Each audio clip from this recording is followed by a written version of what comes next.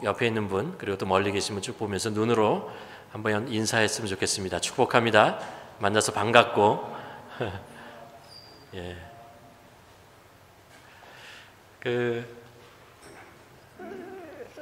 관찰력이 뛰어나신 분은 제가 서 있는 이 자리가 바뀌었다는 거 혹시 아시겠어요? 강택산이 바뀌었어요.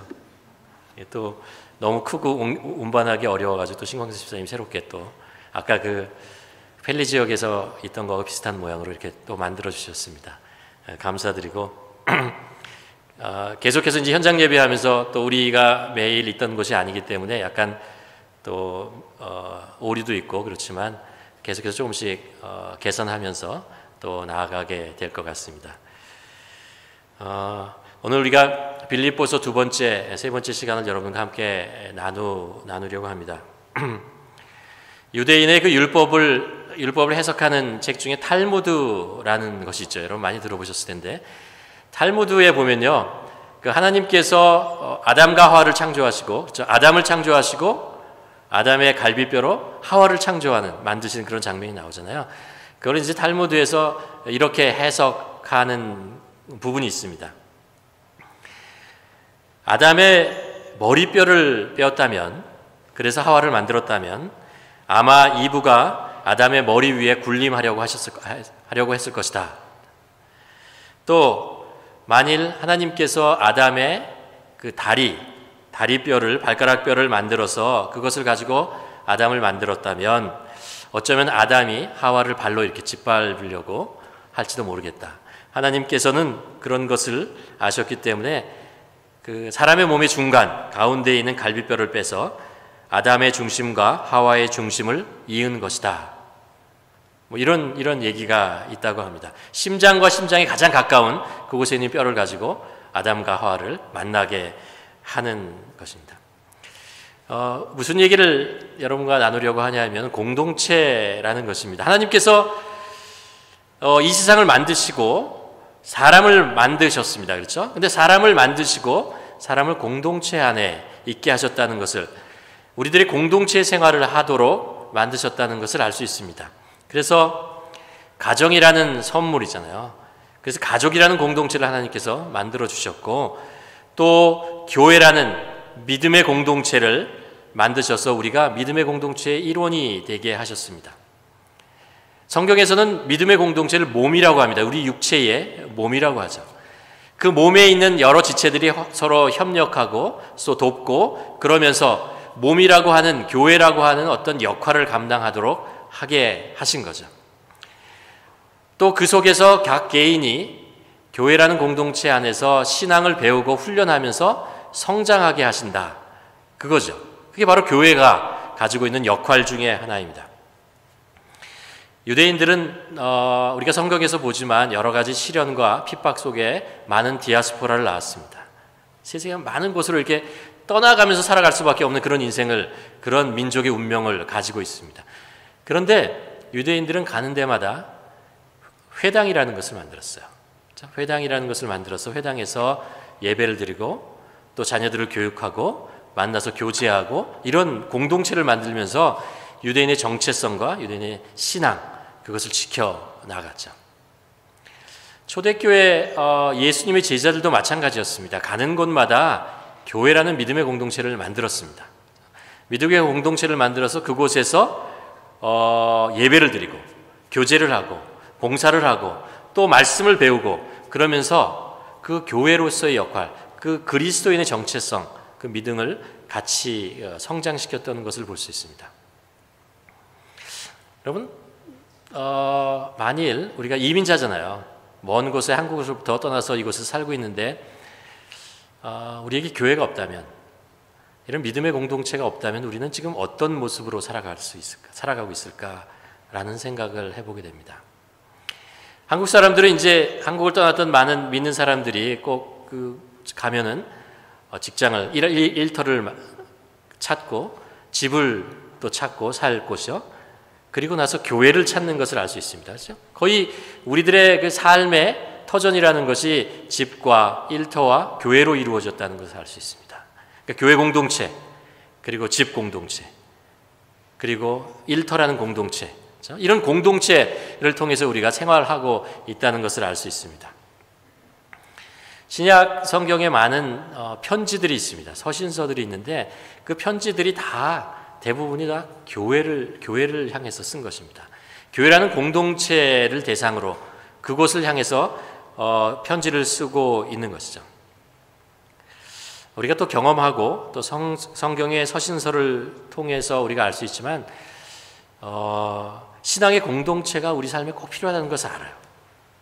그리고 또 하나 무엇을 하냐 하면요, 좋은 공동체를 만드는 것, 그리고 좋은 공동체의 일원이 된다는 것, 그것은 저절로 되지 않는다는 것입니다. 그게 우리가 가면은 그냥 되는 것이 아니고 모이면 그냥 되는 것은 아니라는 것을 알 수 있습니다. 우리가 그 좋은 공동체를 만들고 좋은 공동체의 일원이 되기 위해서 배워야 되고 훈련해야 되고 기다려야 되고 이런 것들이 필요합니다. 사람은 좀 그렇게 선하지 않은 것 같아요. 뭘 보면 알 수 있냐면요, 안 좋은 것, 나쁜 것을 할 때는 별로 훈련을 하지 않아도 돼요. 가르치지 않아도 됩니다. 그냥 쉽게 돼요, 그렇게. 근데 좋은 것을 우리가 익히려고 하면은요, 훈련을 해야 되고 또 어려운 시간을 또 이겨내야 되고 이런 것을 알 수 있습니다. 좋은 공동체를 세우는 것도 우리가 애를 쓰고 수고해야 좋은 공동체를 세울 수 있습니다. 가정도 그렇고 교회도 그렇고 일터도 그렇습니다. 제가 이런 공동체에 대한 이야기를 들으면서 풍자로 들은 이야기가 생각났는데 이런 거예요. 여러분도 아마 들어보셨을 것입니다. 어떤 사람이 공동체 일원으로 이렇게 살고 있었습니다. 교회에 이렇게 하고 있는데 교회에 뭔가 이렇게 불만이 많아요. 교회가 완전하지 않잖아요. 그래서 실망하고 그래가지고 좋은 공동체를 내가 좀 찾아야겠다. 좋은 교회를 좀 찾아야겠다라는 마음이 들어서 이 사람의 멘토 역할을 하는 그런 조언자를 찾아갔습니다. 그래서 자기의 사정을 쭉 설명했습니다. 내가 이러이러해서 좀 좋은 공동체, 좀 완벽한 공동체를 찾으려고 합니다. 라고 했더니 이 멘토 역할을 하던 선생님이 뭐라고 그랬냐면 이런 이야기를 했습니다. 좋은 공동체를 찾거든 자네는 들어가지 말게. 자네가 들어가는 순간 그 완벽한 공동체가 깨질 거야. 들어가지 말라. 그런 이야기를 했다고 합니다. 여러분, 우린 두 사람만 있어도 출신 성분을 따집니다. 그리고 위아래가 누구인지 이런 것들을 나이도 따지고 이런 것도 따지는 것입니다. 그러니까 공동체를 이룬다는 것이 쉽지 않다라는 것을 알 수 있고 사람이 완벽하지 않기 때문에 완벽한 공동체라는 것은 이 세상에 없습니다. 다만 교회는 공동체라고 하는 것은 불완전한 사람들이 모이지만 그럼에도 불구하고 완전하신 하나님, 사랑의 하나님을 그분을 믿기 때문에 그분을 사랑하기 때문에 우리가 공동체를 이루고 살 수 있는 것입니다. 우리가 완벽해서 완벽한 공동체가 생기는 것이 아니고 우리가 믿는 하나님이 완벽하시기 때문에 우리가 공동체 안에서 하나님을 만날 수 있는 것입니다. 교제할 수 있는 것이고 그래서 우리 주위에 있는 사람들과 사랑의 교제를 할 수 있는 거죠. 그게 바로 교회입니다. 오늘 본문에 보면 바울이 특별히 사랑하고 그리고 우정을 나눴던 이 빌립보 교회, 좋은 교회였습니다. 바울이 만났던 여러 가지 교회 중에 특히 빌립보 교회는 정말 괜찮은 교회였어요. 그러나 완벽한 교회는 아니었어요. 사도 바울이 빌립보 교회를 향해서 하고 싶은 말이 있었어요. 이 좋은 교회지만 이 좋은 교회 안에 이거 하나 더 있었으면 좋겠다. 이것이 중요하다라는 이야기를 하는데 그것이 뭐냐 하면요. 이런 이야기입니다. 하나됨이라는 것입니다. 하나됨. 교회라고 하는 것이 완벽하지 않지만 그곳에 서신서를 통해서 사도 바울이 한 마디, 두 마디 하면서 그것을 개선하고 그것을 배움으로 하면서 점점 더 단단하고 좋은 공동체로 변해가는 거죠. 성숙해 가는 것입니다. 빌립보 교회를 향해서 사도 바울이 하고 싶었던 것이 뭐냐면 하나됨이라는 이야기를 좀 하고 싶었어요. 오늘 본문 2장 1절과 2절을 현대인의 성경으로 읽으면 이렇게 됩니다. 그리스도 안에서 여러분은 서로 격려하고 있습니까? 그리스도의 사랑으로 서로 위로하며 성령으로 교제하고 있습니까? 그리고 서로 친절과 동정을 베풀고 있습니까? 그렇다면 한 마음 한 뜻으로 같은 사랑을 가지고 하나가 되어 내 기쁨을 충만하게 하십시오. 사도 바울이 계속해서 하고 싶은 말이 뭐냐면 하나, 한 뜻, 한 마음, 한 사랑 이런 이야기를 하고 있는 것이죠. 빌립보 교회는 굉장히 다양한 사람들이 모였던 교회였습니다. 처음에 이 빌립보 교회가 어디서 있냐면 빌립보라는 이방 땅에서 세워졌기 때문에 빌립보 교회에 기축이 됐던 사람들이 누구냐면 대부분이 이방인들이었습니다. 그러니까 하나님을 잘 모르는, 어려서부터 신앙교육을 받지 못했고 하나님이 누구신지 잘 몰랐어요. 처음에 사도 바울이 빌립보에 갔을 때 만난 사람이 누구냐면 자주장사 루디아라는 여인을 만납니다. 자주장사라는 뭐냐면 옷감을 만드는 사람인데 자주색 옷을 만드는 거예요. 굉장히 고급 옷이에요. 그러니까 이게 루디아라는 이 여인은 굉장히 재산이 있던 사람이에요. 부자예요. 이 사람을 만나고 전도를 하고 교회가 시작됩니다. 우리가 빌립보서에 보면 빌립보에 있었던 일을 알지만 사도 바울이 그곳에 가서 복음을 전할 때 누구의 그 귀신 들린 소녀의 귀신을 쫓아내는 장면이 나옵니다. 그 교회 일원 중에 누구냐 하면 이 귀신 들린 여인, 이 소녀가 있었습니다. 이 여인은 그리스의 여인이었고 그 계층으로 보면 굉장히 천한 계층에 있던 소녀였습니다. 그리고 나서 사도 바울이 나중에 이 일 때문에 감옥에 가죠. 감옥에 가서 간수를 만나고 거기서 복음을 전하게 됩니다. 그 간수는 로마인이었습니다. 로마인이었어요. 그러니까 이 빌립보 교회를 형성하고 있는 곳이 있잖아요. 그리스 사람도 있었고 아시아 사람도 있고 로마 사람도 있었고 그 부유한 사람도 있고 중산층도 있었고 가난한 사람들이 있었습니다. 다양한 배경을 가지고 다양한 생각을 가지고 있는 사람들이 모여 있었던 것입니다. 그렇기 때문에 빌립보 교회가 좋은 점, 장점도 많았지만 사실 하나가 되기 어려운, 인간의 성정으로 보면, 인간의 그 배경으로 보면 하나가 될 수 없는 그런 교회 공동체였습니다. 그래서 사도 바울이 하고 싶은 얘기가 있었어요. 그럼에도 불구하고 하나가 될 수 있다는 거예요. 하나가 될 수 있다는 거예요. 2절, 3절 다시 읽으면요, 이렇게 됩니다. 마음을 같이하여 같은 사랑을 가지고 뜻을 합하여 한 마음을 품어 다툼과 허영을 하지 말고. 허영이라는 게 뭐예요? 허영이라는 게 뭐예요? 비어있다라는 것이에요. 겉은 이제 멋있고 괜찮아 보이는데 그 안에 보면 베인이라는 비어있다, 속이 비어있다라는 것입니다. 근데 겉은 굉장히 화려하게 보이려고 하고 그럴듯하게 보이려고 하는 마음입니다. 그것이 공동체를 깨트린다는 거죠. 다툼을 만든다라는 것입니다. 사람들이 이제 믿음의 공동체나 이런 데서 이제 힘들고 어렵고 이렇게 대립하게 되는 것을 보면요, 대부분의 일이 뭐냐면 비본질적인 것 때문에 그렇습니다. 이 본질적인 것 이런 것보다는 비본질적인 것 때문에 사람들이 서로 성향이 다르고 생각이 다르고 그래서 다투는 것이죠. 예를 들면 풍습이라는 거죠. 전통이라는 것입니다. 전통적으로 해왔던 일과 다르잖아 라고 얘기를 하면서 사람들과 부딪히는 거죠.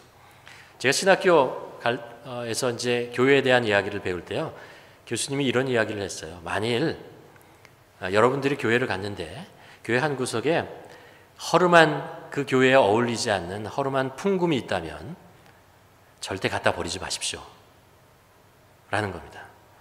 왜 그러냐 하면 그 허름하고 어울리지 않는 그 올간이 역사적 배경이 있다는 거예요. 분명히 그 중에 성도들 중에 나이 많으신 어떤 분이 30년, 40년 전에 그것을 교회에 헌납한 거라는 거예요. 그래서 그것을 갖다라 버리는 순간 교회에 분쟁이 생긴다는 겁니다. 사람들의 마음속에 이런 오래된 전통이라는 것이 중요한데 그런 것 때문에 사람들이 부딪히는 거죠. 뿐만 아니라 이제 형식이라는 것입니다. 예배를 드리는 형식, 뭐 이런 것들 있잖아요. 그런 것들 때문에 사람들이 부딪히기도 하고, 또 방법이라는 것입니다. 어떤 일, 어떤 목표를 향해서 가는 방법이 서로 달라요. 서로 다르기 때문에 그것 때문에 어떤 사람은 이렇게 가야 한다, 이런 방법으로 해야 된다라고, 어떤 사람은 저런 방법으로 해야 한다 하면서 부딪히기도 합니다. 또 자리라는 거죠. 영향력이 있는 자리, 누가 그 자리를 차지하느냐, 이런 것. 아니면 관계입니다. 나랑 친한 사람, 나랑 친하지 않은 사람. 또 이런 것이 있어요. 신앙의 색깔이라는 것이 있습니다. 여러분, 오장원 목사님이 찬양 인도를 하면 찬양 인도 이렇게 여러분은 잘 모르겠지만 모르실 건데 이렇게 손을 들고 찬양을 하시는 분들이 있습니다. 그리고 얌전하게 찬양을 하시는 분이 있습니다. 그러면 얌전하게 찬양을 하시는 분을 이렇게 보면서 저분이 찬양을 하시는 건가? 라는 생각을 하면 찬양을 하고 계세요. 그러면 찬양을 중요하게 여기지 않는 것인가? 아니에요. 찬양을 중요하게 여겨요. 그냥 그렇게 습성이. 나의 신앙의 표현은 이런 거예요. 기도를 하다 보면 방언으로 열정적으로 기도하는 사람이 있는가 하면 조용히 기도하시는 분들이 있습니다. 신앙의 컬러가 다른 거죠. 그런데 그거 가지고 부딪힐 수도 있다는 거예요. 그런데 그럴 필요가 없다는 거죠. 그것이 나중에서 분열을 일으키고 다툼을 일으킬 수 있다는 거죠. 별로 그렇게 중요한 것 아니에요. 다 그렇게 익숙해졌기 때문에 그렇게 신앙의 표현을 하는 것 뿐이라고 저는 생각을 합니다. 오늘 본문에서 사도 바울은 이런 비본질적인 것에 집착하게 되면 다툼, 어려움이 생긴다라고 얘기하는 것입니다. 그래서 3장 2절에 아무 일에든지 다툼이나 허영으로 하지 말고 라고 얘기합니다. 그리고 이어서 사도 바울이 이제 얘기를 합니다. 그럼 어떻게 할 것이냐라는 거예요. 그러면 과연 교회는 이렇게 다양한 사람들이 모이고 다양한 생각을 가지고 있는 사람들이 다양한 형태로 예배를 드리기 위해서 모였는데 어떻게 이것이 하나 될 수 있는가라는 것입니다. 사도 바울이 얘기하는 것은 딱 한 가지입니다. 겸손이에요. 겸손에 대한 이야기를 합니다.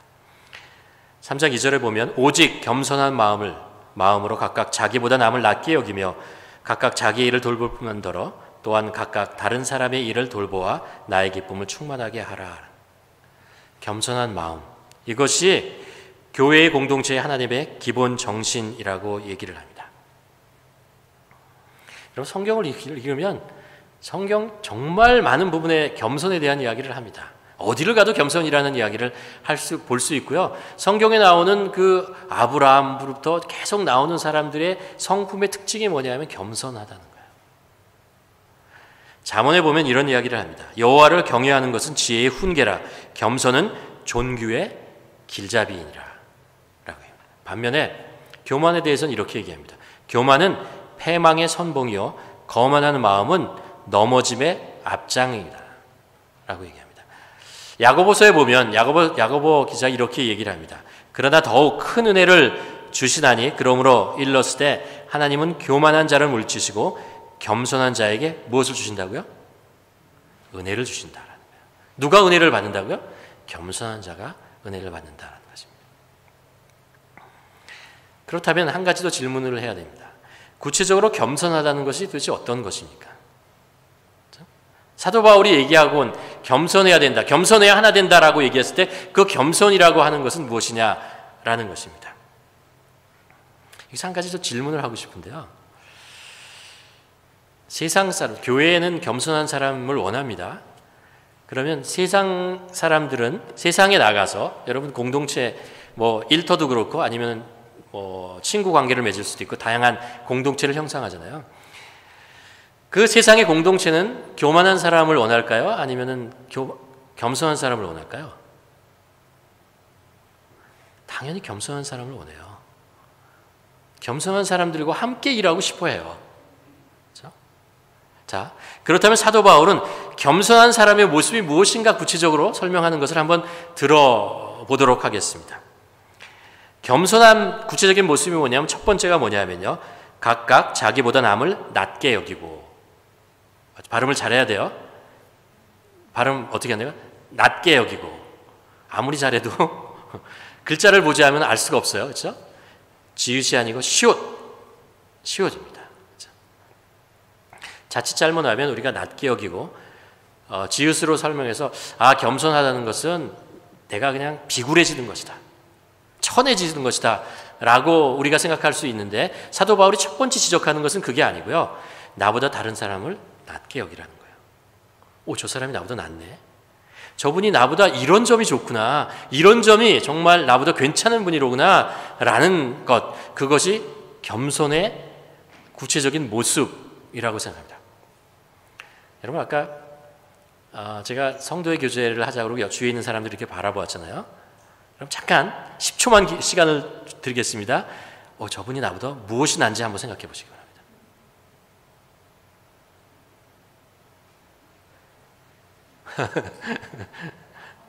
무엇이 나보다 낫다라고 생각하십니까? 그렇죠? 많이 있지 않습니까? 저 이렇게 유병규 장로님 보이는데 머리가 곱슬곱슬한 게 아주 멋있습니다. 사람들을 보면 정말 우리가 그런 겸손한 모습으로 가만 쳐다보면은 나보다 낫는 것이 굉장히 많아요. 저는 제가 겸손해서 그런 게 아니고요. 정말로 그렇게 생각합니다. 왜 내가 설교하고 있지? 이런 생각을 많이 해요. 다른 사람들이 저보다 설교를 더 잘할 것 같아요. 근데 왜 내가 여기에 있지? 라는 생각이 들 때가 굉장히 많이 있습니다. 그래서 다른 분이 설교할 때 제가 이제 평신도일 때는 잘 몰랐어요. 근데 목회자가 되고 설교를 하고 나니까 다른 분이 설교할 때 더 집중해서 듣게 됩니다. 왜 듣냐면 나보다 설교를 잘해요. 다 그곳에 굉장히 내가 생각하지 못한 말씀의 깊이와 그런 것이 있다는 것을 배우게 됩니다. 여러분도 주위의 사람들을 가만 보면 나보다 나은 것이 많아요. 저 사람 정말 나보다 나은 것이 많다. 사도 바울이 얘기하고 싶은 건 그거예요. 그게 겸손이라는 거예요. 그게 겸손이라고 얘기하는 것입니다. 그것이 바로 하나됨을 이루는 것이다 라고 얘기하고 있습니다. 마음이 겸손해지면 다른 사람의 장점이 보이는 거예요. 우리 성경에 보면 바나바는 어떤 사람입니까? 라고 얘기하면 이 관점에서 보면 굉장히 겸손한 사람이라는 것을 알 수 있어요. 바나바가 그 바울을 대하는 모습을 우리가 성경에서 보잖아요.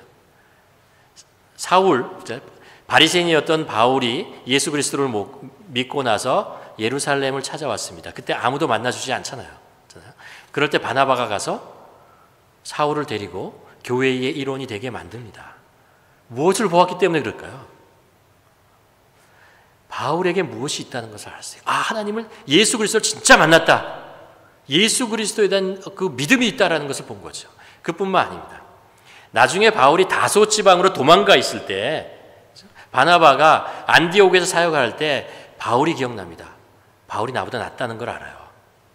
바울은 바나바보다 어릴 때부터 말씀에 대한 교육을 잘 받았고 그리고 말씀에 깊이가 있다는 것을 압니다. 그래서 다소까지 가서 바울을 데리고 안디옥으로 와서 바울과 함께 1년 동안 사역하고 안디옥 교회를 굳건하게 합니다. 선생님으로 세워줘요.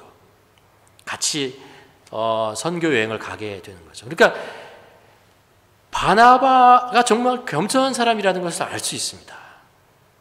저 바울에게 정말 좋은 것이 있다는 것을 압니다. 여러분, 진정으로 겸손하면요, 다른 사람이 나보다 나은 점을 볼 수 있다는 거예요. 여러분, 그런 눈으로 한번 바라보시길 바랍니다. 다른 사람이 나보다 나은 점이 있다. 그래서 하나님께서 내 옆에 그 사람을 두게 하셨다. 왜냐하면요, 배우게 하기 위해서. 내가 배울 것이 있기 때문에 그 사람을 두었다라는 것입니다. 두 번째, 사도 바울이 얘기하는 겸손하다는 것은 뭐냐면 구체적으로 이런 거예요. 각각 자기 일을 돌볼 뿐더러 또한 각각 다른 사람의 일을 돌보는 자라는 거예요. 겸손은 내가 중요한 만큼 다른 사람도 중요하다고 생각하는 것입니다. 그게 겸손이에요. 나 중요하죠, 그렇죠? 예수님께서 말씀하시잖아요.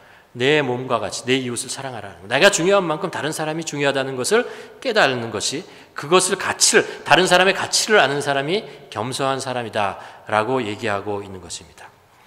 예수님께서 산상수훈 중에 그 황금줄이라는 이야기를 하잖아요. 7장 12절에 보면 이런 이야기를 합니다.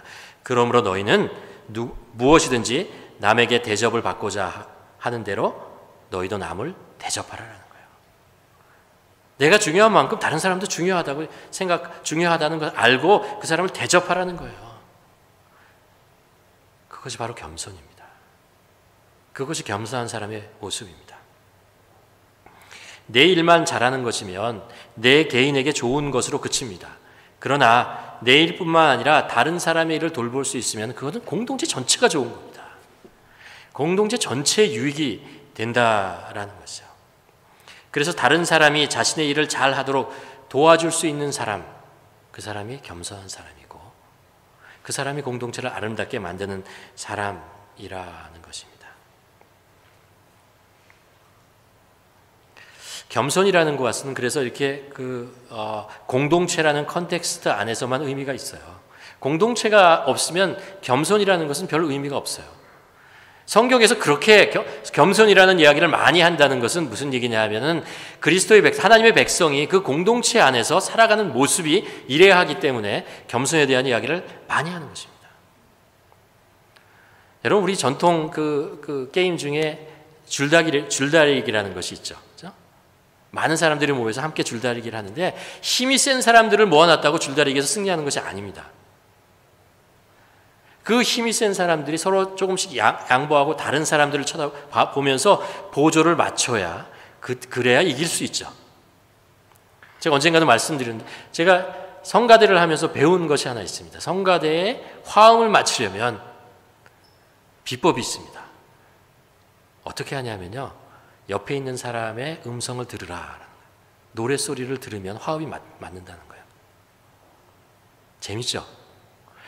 내가 악보를 집중해가지고요, 악보 음을 틀리지 않게 정확하게 부르고 그 악상 기호를 정확하게 하려고 한다고 화음이 맞는 게 아니라는 거예요. 오히려 그것보다는 주위에 옆에서 부르는 사람의 소리를 들으려고 하면 그래서 내 소리를 좀 낮추면 그러면 화음이 맞춰진다는 것입니다. 이게 사도 바울이 얘기하고 싶은 것입니다. 내 소리를 크게 하고 나만 정확하게 되고 내가 그런다고 하나 되지 않는다는 것입니다. 내 소리를 좀 낮추고 다른 사람의 음성을 들으려고 할 때 그런다는 것입니다. 가정에서도 마찬가지예요. 가정에서 부모가 말수를 좀 줄이고 그리고 자녀들의 이야기를 경청할 때 가정이 하나 됩니다. 부부가 자기의 말 톤을 좀 낮추고 배우자의 소리를 들으려고 하면은 그 가정이 하나 되는 그런 기쁨을 누리게 되는 것입니다. 그냥 겸손한 사람이 있는 것이 기쁨이 있기 때문에 그런 거죠. 세 번째로 겸손이라는 것을 사도 바울이요 정말 너무 멋있게 표현합니다. 뭐라고 얘기하냐면요, 예수님의 마음을 품어라. 우리가 다른 사람을 낮게 여기고, 저는 나보다 낮게 여기고, 그리고 다른 사람의 일을 도와줄 수 있고 이렇게 함께 할 수 있는 것은 뭐냐면 우리 마음의 중심에 무엇이 있기 때문에 그래요. 마음의 중심에 뭐가 있다고요? 예수님의 마음이 있다. 그러면서 얘기를 하는 거예요. 너희 안에 이 마음을 품으라. 예수 그리스도의 마음이다라는 것입니다. 예수님이 어떻게 하셨는지 한번 기억해 보라라는 것입니다. 그러면서 사도 바울이 얘기합니다. 원래 예수 그리스도의 자리는 하나님과 같은 자리예요. 본체이십니다. 동등한 분이신데 그분이 그것을 버리시고 이 땅에 우리 인간의 몸을 입고 이 땅에 오셨다라는 것입니다. 자신을 낮추셨다라고 얘기하죠. 낮추셨습니다. 그뿐만 아니라 거기에서 끝나는 것이 아니고 뭐라고 얘기하냐면요, 십자가에 죽기까지 복종하셨다라고 얘기를 합니다. 이게 예수님의 마음이고 예수님의 모습입니다. 사실 우리가 머리로 낮춘다, 머리로 다른 사람을 도와준다, 이게 안 돼요. 우리의 생각으로는 되지 않는다는 것입니다. 우리 마음속에 예수님의 마음을 잡고 담으려고 해야 된다는 것입니다. 예수님의 마음이 우리 안에 담겨져 있을 때 우리가 비로소 이 말씀이 내 삶 속에 실체가 돼서 나타난다. 예수님께서 제자들의 발을 씻기잖아요. 마지막 만찬에서. 그러면서 얘기하십니다. 너희들도 이렇게 하라. 너희들도 이렇게 하라. 원래 겸손은 말이죠, 하나님 앞에서의 내 자리를 찾는 것이 겸손입니다. 그게 원래 겸손 의미예요. 여러분, 내가 하나님 앞에 섰다고 생각해 보세요. 그러면 내 자리는 어디냐면 하나님 밑에 있는 거예요. 하나님의 자리는 어디냐면 나보다 위에 계신 것입니다. 당연해요. 하나님 앞에 내가 서 있을 때 하나님과 동등할 수도 없고 하나님 위에 있을 수도 없습니다. 나의 모습은 하나님 밑에 있는 것이고 하나님이 나보다 훨씬 더 나은 분이시죠. 그분의 자리가 우리 위에 계셔야 하는 것입니다. 그러니까 겸손은요, 하나님 앞에서 내가 마땅히 있어야 할 자리, 그 자리를 찾는 것이 겸손이라는 것입니다. 공동체 안에서 각각 맡은 역할, 그리고 가지고 있는 타이틀이 다를 수 있습니다. 그래서 공동체니까. 그러나 역할 자리와 관계없이 예수님의 마음을 가질 때 공동체가 하나가 되는 기쁨을 누릴 수 있다라는 것입니다. 여러분, 우리가 다 보지 못했지만 이 그 펠리 지역의 여러 그 선교했던 모습을 봅니다. 펠리 지역에 윤현진 선교사님 가셔서 사역하는 그 얼굴 보시잖아요. 그리고 김영진 목사님 몇 주 전에 와서 우리에게 말씀을 전해 주셨죠. 그리고 저희 교회에서 갔던 단계팀들의 얼굴들이 화면 속에 이렇게 나타납니다. 여러분 보시면서 어떤 느낌을 받으셨습니까? 즐거운 느낌을 받으시지 않았어요? 즐겁게 일하시는 모습을 보이지 않았어요? 그 안에 기쁨이 있는 것을 우리가 보지 않습니까? 사실요, 모든 상황이 그렇게 완벽하지 않았어요. 팬데믹으로 인해서 굉장히 조심스럽고 가는 길도 뭐 13시간 걸리고 그리고 어려운 환경 속에 있었습니다. 그리고 그분들 모두 완벽하지 않아요. 다 이렇게 단점도 있고 약점도 있고 다 있는 그런 분들입니다. 그럼에도 불구하고 그 안에 기쁨과 하나됨이 있던 것이 뭐냐 하면요, 자신의 자리를 찾았기 때문에 그래요. 자신의 있어야 될 자리를 알고 그 자리에 있었기 때문에 그렇습니다. 겸손한 자리에 있었기 때문에 하나 되는 모습이 나타나고 그곳에 기쁨이 있는 것입니다. 완벽하다고 하나 되는 게 아니에요. 자신의 자리를 찾을 때 우리는 기쁨이 있고 하나됨을 누릴 수 있는 것입니다. 다른 사람의 역할을 존중하고 나보다 다른 사람이 낫다고 인정하고 칭찬하고 나의 일에 충실하면서 다른 사람의 일을 도와줄 때 그때 하나 된다라는 것입니다. 여러분, 좋은 공동체, 좋은 가정, 좋은 교회, 그리고 좋은 일터, 그것에 있고 싶으십니까? 그곳에서 생활하고 싶으십니까? 사도 바울이 얘기하는 것은 이것입니다. 그러려면 겸손하십시오. 겸손의 자리, 그 공동체 내에서 겸손의 자리를 찾아서 그곳에 머물러 있으십시오. 자신을 낮추고 다른 사람을 나보다 낮게 여기고 내 일뿐만 아니라 다른 사람의 일을 돕고 돌보고 예수님의 마음을 품는 것입니다. 여러분이 속한 공동체가 여러분의 겸손 때문에, 여러분의 겸손함 때문에 좋은 공동체가 되시기를 바랍니다. 그것이 우리가 이 세상에서 살아갈 수 있는 우리들의 모습입니다. 예수님께서 우리에게 원하시는 모습이에요. 우리 모두 그 겸손한 자리, 내가 속한 모든 공동체 내에서 겸손한 자리를 찾음으로 해서 그 자리를 지킴으로 해서 내가 속한 공동체가 하나님의 축복을 받는, 하나됨의 축복을 받는 우리 모두의 인생이 되기를 주님의 이름으로 축원합니다. 기도하시겠습니다. 여러분 한번 기도했으면 좋겠습니다. 내가 속해 있는 공동체잖아요. 가정일 수도 있고 일터일 수도 있고 교회일 수도 있고 아니면 여러 가지 세상 사람들과의 공동체일 수 있습니다. 그 공동체가 여러분 하나 되는 모습을 하고 있습니까? 그 공동체의 나의 모습이 정말 오늘 본문에서 얘기한 것처럼 겸손한 모습으로 내 자리를 찾고 있습니까? 한번 돌아보았으면 좋겠고요. 하나님, 저희가 세상 속에서 이렇게 사도 바울이 얘기한 것처럼 겸손한 자리를 찾을 수 있는 자들 되게 하여 주시옵소서. 그리고 겸손한 구체적인 모습을 그 자리에서 실천하는 저희들 되게 하여 주셔서 그 공동체가 그 겸손한 모습을 통해서 하나됨의 축복과 기쁨이 있는 그런 공동체, 좋은 공동체 되게 하여 주시옵소서. 함께 기도하시겠습니다.